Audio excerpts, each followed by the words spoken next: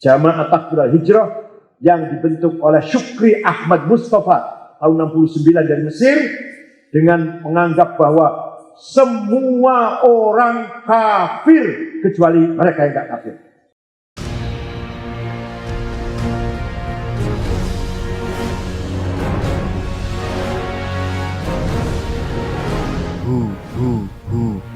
Allah. Sejak tahun 80-an mulailah dengan sedikit demi sedikit mulailah masuk gerakan-gerakan radikal. Radikal pun bergerit-gerit. Ada yang radikal teologi tapi tanpa tindakan. Itu Wahabi yang mengatakan Maulid Nabi bid'ah, Isra Mi'raj bid'ah, ini bid'ah, ziarah kubur musyrik, tapi dengan santun, tidak mencaci maki. Saya tahu persis dari sananya ulama Wahabi melarang ucapan kotor, caci maki, tapi mengajak umat Islam meninggalkan hal-hal yang mereka anggap bid'ah. Jangan ziarah kubur ya, itu salah. Jangan Maulid Nabi ya, itu bid'ah. Kemudian datang Salafi yang dari Yaman, dari Syekh Muqbil Ad-Dammaj, lebih keras dari Wahabi, dibarengi dengan caci maki, melarang menuju ke puritisasi ajaran Islam, tapi dibarengi dengan caci maki. Itu Salafi. Lebih dari itu jihadi. Jihadi menghalalkan membunuh non-muslim. Non-muslim dengan tempat ibadatnya harus dimusnahkan dari negeri kita ini. Itu namanya jihadi. Puncaknya yang paling puncaknya teroris yang paling sempurna adalah takfiri. Jamaah Takfirul Hijrah yang dibentuk oleh Syukri Ahmad Mustafa tahun 69 dari Mesir dengan menganggap bahwa semua orang kafir kecuali mereka yang tidak kafir. Grand Syekh Al-Azhar kafir, kelompok-kelompok ulama-ulama kafir, Hufadzil Quran kafir, tarekat tasawuf kafir. Mereka lah yang membunuh Presiden Anwar Sadat pada tanggal 3 Oktober 81, membunuh Menteri Agama Mesir Syekh Hussein Al-Dhahabi yang punya kitab At-Tafsir Mufassirun, dan membunuh wartawan Sinod Al-Ahram Yusuf Sibai. Kemudian mereka dihabisin oleh Presiden Hosni Mubarak, tapi mereka bersembunyi lari ke Sinai yang sulit untuk dihabisin karena bersembunyi di lembah-lembah, di gua-gua di Gunung Sinai yang sangat luas itu. Kemarin belum berapa setengah tahun yang lalu ngebom jamaah sholat Jumat 380 orang lagi sholat Jumat mati semua. Kenapa? Kafir. Orang lagi sholat Jumat itu kafir. Coba, ini namanya jamaah takfiri. Ada di Indonesia. Di Indonesia ada yang seperti ini. Ada. Kita ini kafir semua. NU kafir, Muhammadiyah kafir. Kita ini kafir semua ini. Pasliyah kafir, Perti kafir, Alisan kafir. Kafir semua. NW kafir. Kenapa? Karena kita dianggap mendukung negara yang tidak Islam, mendukung Pancasila, Undang-Undang 45, itu tauhid, itu berhala, kita dukung, maka kita yang mendukung ridho al-syekh, ridho bima tawallad minhu. Kita setuju dengan tidak Islam, hukum yang tidak Islam, maka berarti kita pun kafir.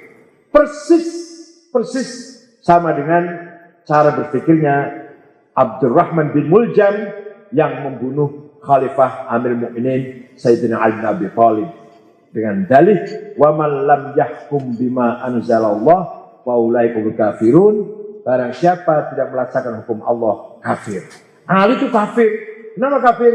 Karena Ali itu kalau akan memutuskan masalah musyawarah. Kalau ada masalah musyawarah. Kita pendapat pada sahabat-sahabat yang lain, tokoh-tokoh yang lain, berarti bukan hukum Islam, hukum manusia. Ya kalau kita MPR, DPR lah kalau kita menggunakan undang-undang hasil produk MPR, kafir.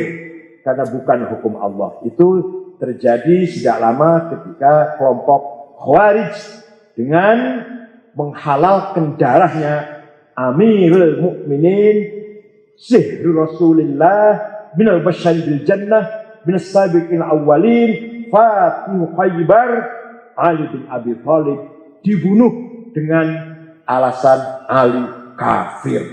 Begitu pula Aisyah kafir, Muawiyah kafir, Amr bin As kafir, kafir semua itu kecuali kelompok mereka yang tidak kafir. Ini sejarah radikalisme terorisme dalam agama Islam yang diprediksi oleh Rasulullah SAW. Sedikit. Suatu ketika di Masjid Madinah, sahabat berkumpul menceritakan ada seorang pemuda yang rajin ibadah, rajin sholat, soleh.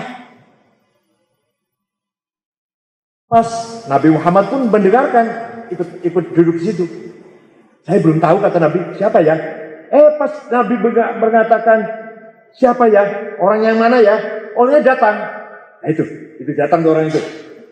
Nabi melihat mukanya, ra'aitu fi jabhatihi saf'atun minasyaiton.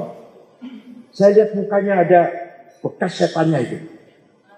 Ada asar atau apa? Bekas tangannya setan lah kira-kira. Dan dia tidak salam. Kemudian Muhammad tidak salam, tidak. Langsung sholat. Nah, Nabi masuk ke ruangan. Kata Muhammad, siapa yang mau bunuh dia? Ini akan sumber fitnah dia ini. Abu Bakar saya. Abu Bakar mau membunuhnya, lagi sholat. Gak berani. Gak tega atau gak sampai hati. Lapor Rasulullah sedang sholat. Saya gak mungkin membunuh orang sholat. Ya sudah Ali karena Ali.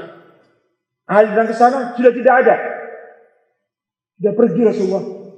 Oh, nanti Ali, kamu yang akan membunuh dia. Itulah ketika perang dengan Khawarij di Harawra, pada daerah Harawra terjadi perangan antara Ali dan Khawarij. Dia terbunuh. Apa tandanya? Dia seorang laki-laki tapi susunya besar. Dustadhi, seperti perempuan susunya. Pasukan Ali tidak lebih dari 10 yang mati. Pasukan Khawarij tidak lebih dari 10 yang hidup. 2 lari ke Bahrain, 2 lari ke Oman, 2 lari ke Afrika Utara. Ini barangkali jarang yang mengetahui sejarah ini. Silakan baca di hadis Baihaqi atau di Salat Abu Ya'la. Bukan berarti kita mengatakan